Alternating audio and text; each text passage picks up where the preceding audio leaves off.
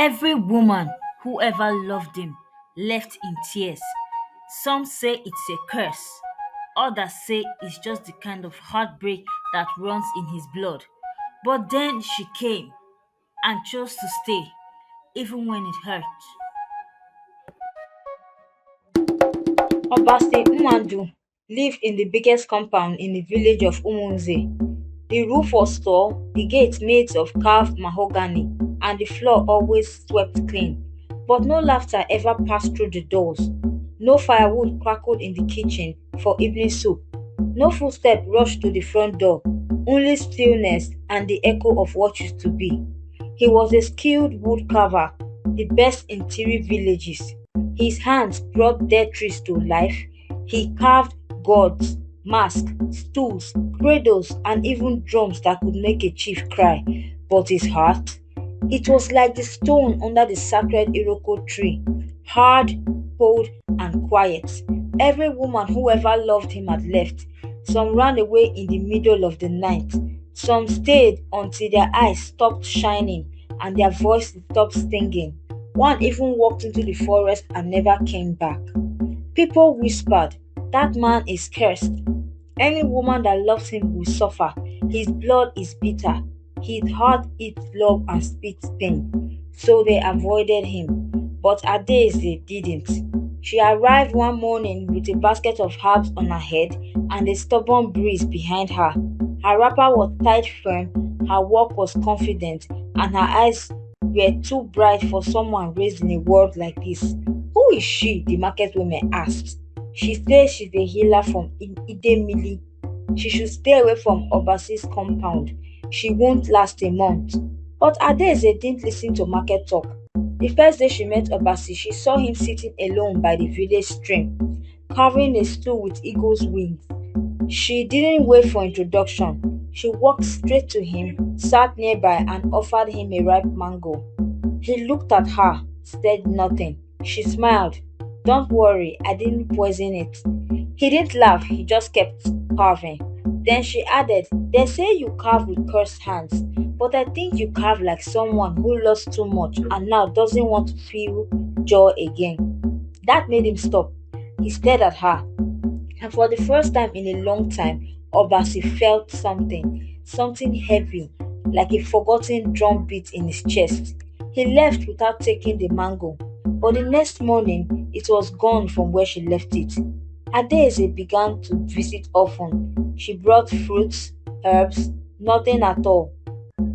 She sat in silence, watched him walk or told stories about her late grandmother's stubborn goat. Obasi never asked her to leave, and that in his world was a big thing. The village watched, gossiped, laughed quietly. She would turn into another sad song, they said. But Adaeze, she had come with her own song. She was ready to sing it beside a man whose house had forgotten what joy sounded like. Adaeze had now spent 4 market weeks sitting with Obasi, not as his lover, not even yet as his friend, but as something in between, a calm that stayed. She didn't try to fill the silence, she let it stretch like evening shadows across the compound, and slowly, like a man remembering how to breathe, Obasi began to speak. Not all at once, but one memory at a time. The first came on a hot afternoon. He was smoothing out the leg of a carved chair when he said, without looking up, "My father used to throw that kind of stool at my mother." Adaeze froze, not in fear, in deep listening. He never hit her with his hands, never raised a cane, but his words were sharper than a hunter's knife. She stayed until her eyes stopped meeting mine. Then one day she packed her wrapper and left, said, "I can't be your everything." He stopped carving. I didn't understand what she meant until I became a man with the same kind of silence. Adese's heart ached, but she said nothing. She simply passed him a bowl of palm wine and let him sit in his own truth. From that day on, the memories came more frequently. Obasi spoke of the women he had loved, strong, kind, brave women, but every time one got too close, he found ways to ruin it. I would shut down for days, he said. One night under the moon, lock myself in my workshop, act like her presence was too much. Then, when she tried to talk about it, I'll twist her words, make her the problem. And when she cried, I told her she was too emotional. He took a long breath. Eventually, they all left. Adaeze could feel the weight of it now, the real curse. It wasn't magic, it wasn't spirit turning women to stone. It was emotional damage passed down like a bitter inheritance. A long line of men didn't know how to love because no one ever taught them how to feel. Their strength came with silence, their pride refused softness, their hearts were full of walls built by fathers who never held their own. And in all of this, Obasi had begun to believe he was beyond saving. Sometimes he said, I think I'm just meant to be alone, like all the Nwandu men. We break what we touch, not by force, just by being who we are. Adeze looked at him, his voice firm but gentle. You were taught pain, not love, but pain is not your nature, it's your memory. Obasi didn't reply, but his eyes did. They blinked too fast, like someone trying to keep tears from falling. That was when she knew she wasn't there to rescue him. She was there to remind him that he still had the right to heal, even if his father didn't, even if his grandfather didn't. Because sometimes a curse isn't a spell, it's a pattern, and the bravest love is the one that stays to break it. The first time Adaeze fell ill, it started with a simple fever, nothing dramatic. She was tired, dizzy, and couldn't keep food down. At first, she brushed it off, blaming the rainy season or maybe bad weather from the stream. But when her legs gave out one afternoon on the path of Obasi's compound, she knew it was more than that. She didn't want him to worry, she didn't want to look weak or needy, so she stayed away. 3 days passed, then five, then seven. Then she sent word through a neighbor that she was resting and would return soon. But the silence she meant as protection became something else in Obasi's mind. He sat on the same bench where she once told stories about her grandmother's goats, each hour stretched like rope being pulled to tighter. The mango tree no longer gave shade, the air felt thick. Then came the voices, the same ones that had lived in his head since childhood. You see, she's leaving too. You are not enough for anyone. She's tired of you. By the 10th day, Obasi stopped eating. By the 12th, he had locked himself in his carving room again, a place Adeze once filled with light. When she returned, pale but healing, she brought pawpaw and kola nut to share. She knocked greatly on the door. No answer. She called out softly. Still nothing. When she finally opened the door, she found him hunched over a half finished drum, hands shaking, eyes hollow, breath heavy with worry he had tried to bury under silence. She touched his shoulder. He flinched. You left, he said. No emotion, just flat. I was sick, she said gently. I needed to rest. But you didn't tell me. You just disappeared. Adeze sat beside him steady. I didn't disappear. I paused. There's a difference. He looked at her almost angry. Why didn't you trust me enough to let me carry your sickness? Her eyes softened. Because I thought you dropped it, not on purpose, but from habit. The room went still. It wasn't an insult, it was the most honest thing she could say. Obasi dropped the carving tool, his head hung low. Maybe I would have. Maybe I don't know how to hold things that feel fragile. Adeze placed a hand over his chest. Then let's start with this, she said, because it's the most fragile thing of all. He looked down at her hand, then at her. It was the first time in years that someone left and still came back. It was the first time Obasi began to understand that love wasn't proven in constant presence, but in the choice to return again and again, even after fear and after space. Not every cross makes you a monster. Some just make you believe you don't deserve to be chosen, even when someone already has. The argument started over nothing. Obasi had forgotten to soak Adese's herbs overnight, the ones she needed to treat a pregnant woman in the next village. She was tired from a long day and he was already feeling guilty when she reminded him. I asked just one thing, she said. You said you'd do it. Obasi folded his arms. I didn't do it. Does that mean that I don't care? I didn't say that, Adeze replied, trying to stay calm. He stood up quickly. But that's what you meant. No, Obasi. I'm not your patient. Stop talking to me like I need fixing. His voice echoed through the compound. Silence followed. Adeze stood still, hands by her side. She had seen this before, not in Obasi alone, but in so many men like him. Raised in homes where love was loud when angry and silent when tender, where apologies were replaced with avoidance, where emotions were swallowed like stones. That night, she didn't speak again. She packed her bag slowly, placed her wrapper over her shoulder, and walked to her friend's hut at the edge of the village. She didn't leave out of anger, she left to protect her peace. But that night, her spirit refused to rest. In her dreams, she stood before a tall woman made entirely of mirror glass. Her body reflected not just Adese's face, but her memories, the moments she made, the moments she stayed, the moments she fought for Obasi, the times she bit her tongue, the times she cried quietly. The mirror woman spoke without a mouth. You love a man who has been taught to run from love. You carry his pain like your own. But the more you pour into him, the emptier you have become. Adaeze tried to explain. He's trying. I see it. The woman stepped closer. Then let him carry his healing. You are not the remedy. You are the reminder. Adaeze woke up just before dawn, sweat on her back, the dream echoing in her ears. She realized something important. She had crossed a line without meaning to. She was not Obasi's healer. She was not his savior. She was his partner, and she had forgotten to protect herself too. So she returned to the compound, not with apologies, not with soft words, but with a gentle boundary. I am here, she told Obasi, because I chose you. But I will not lose myself while loving you. Obasi didn't speak for a long time. Then finally he whispered, no one has ever loved me like this, and still walked away to rest. She smiled, then learned from it.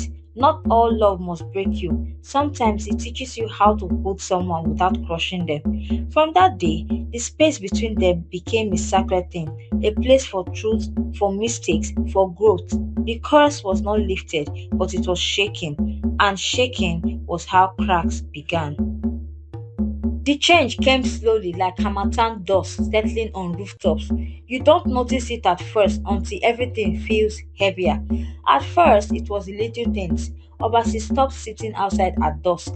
He no longer reached for Adese's hand when he was walking down the farm path. The carved masks he used to make with passion now sat half finished. He smiled less, laughed never. Adese watched it happen. She tried asking gently, what's on your mind? Nothing. She asked another day. Obasi talked to me. He only shook his head. You won't understand. The distance between them was growing not from anger but from something colder, shame. Obasi had begun to feel unworthy again. After months of trying to be better, one mistake, one fear, one nightmare brought it all crashing back. The curse wasn't something he could pray away. It was a voice in his head that whispered, you are not enough. She will leave you too. She's only pretending. One evening, Adeze prepared yam porridge with scent leaf, his favorite, but he barely touched it. I'm not hungry, he mumbled. You haven't eaten all day. I didn't ask for a mother. Adese's spoon dropped. The silence between them became loud. She stood up. Is that what you think I am to you? He looked away. I don't know what you are anymore. She took a deep breath, studying herself. I am the woman who came when no one else would, who stayed when it got hard, who saw the boy behind the walls. Obasi didn't reply. Maybe you don't need me here, she added quietly. Maybe I have come too close for your comfort. Still nothing. So Adeze did something she hadn't done since the day she met him. She walked away, this time not to her friend's hut. This time she went home. She walked back to Idemili. The walk back was long. Dust rose behind her, and villagers walked from behind their stalls. Some shook their heads, some whispered, we knew she wouldn't last. But none of them knew what it cost a woman to carry a curse that wasn't hers. Back in Umunze, Obasi sat alone for hours, then days. The house returned to its old silence. but it felt different now. Worse, the mango Adeze once gave him had turned dry on the window ledge. The carving room smelled like old sweat and forgotten dreams. He had realized something painful. She had never been trying to feast him. She had only asked to walk beside him, and he pushed her away not because she hurt him, but because he couldn't imagine anyone staying once they saw all of him. He had spent years preparing for abandonment. Now that it had come, he felt empty but also awake. This wasn't a curse passed down by ancestors. This was just a pattern, a prison he kept locking himself inside. And for the first time, he thought, what if love wasn't the threat? What if love was the key? The house was emptier now, not just of her daisies, but of everything she had quietly brought with her: her warmth, movement, softness. The bench outside stayed dry even when it rained. The fire pit hadn't been used in weeks. Obasi would sometimes wake up in the middle of the night, hearing her voice, only to find out it was just wind through the wooden rafters. She had been gone for a full moon. No word, no message. Obasi walked around the compound staring at the places where she once laughed. His chest ached, not from sickness, but from the truth that had finally caught up with him. He hadn't been cursed. He had been afraid, afraid of being truly seen, afraid of being loved for real. Because real love holds up a mirror, and sometimes the mirror shows you things you don't want to face. One morning, before the sun climbed over the palm trees, Obase left his home and walked to the oldest part of Umunze, a quiet square where elders gathered and stories lived in the earth. At the center stood the Oji tree, sacred and tall, which with a stump where his grandfather once beat his father, where his father once dragged him for discipline, a place heavy with unspoken anger and swallowed pain. He stood there quiet, then he sat and wept. He didn't cry like a child. He cried like a man who had carried too much for too long. The tears came from deep places, from memories of silence, of cold meals, of fear guised as strength. The villagers watched in silence, others passed without a word. But an old man, one of the village griots, walked up to him and placed his hand on his shoulder.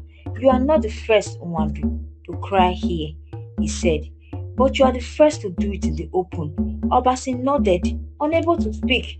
The griot added softly, your tears are not weakness, they are cleansing the wound your father refused to touch. Obasi stayed there for hours. When he returned home, he washed his hands, cleaned his compound, and for the first time in years, he carved again, but not a mask, not a stool. He carved a small bird, wings stretched wide, ready to fly, mouth open as if it was singing. It was her spirit, a daisy. He didn't know if she would come back, but if she did, he wanted to meet her whole, not just as a broken man hoping to be saved, but as a man willing to save himself too. The curse wasn't gone, but something bigger had started: healing. Not the dramatic kind you find in fairy tales, but the slow, quiet kind, like plants growing through the cracked walls, like sunlight returning to rooms that were once closed too long. And sometimes healing begins the moment if a man finally looks back, not to blame, but to understand.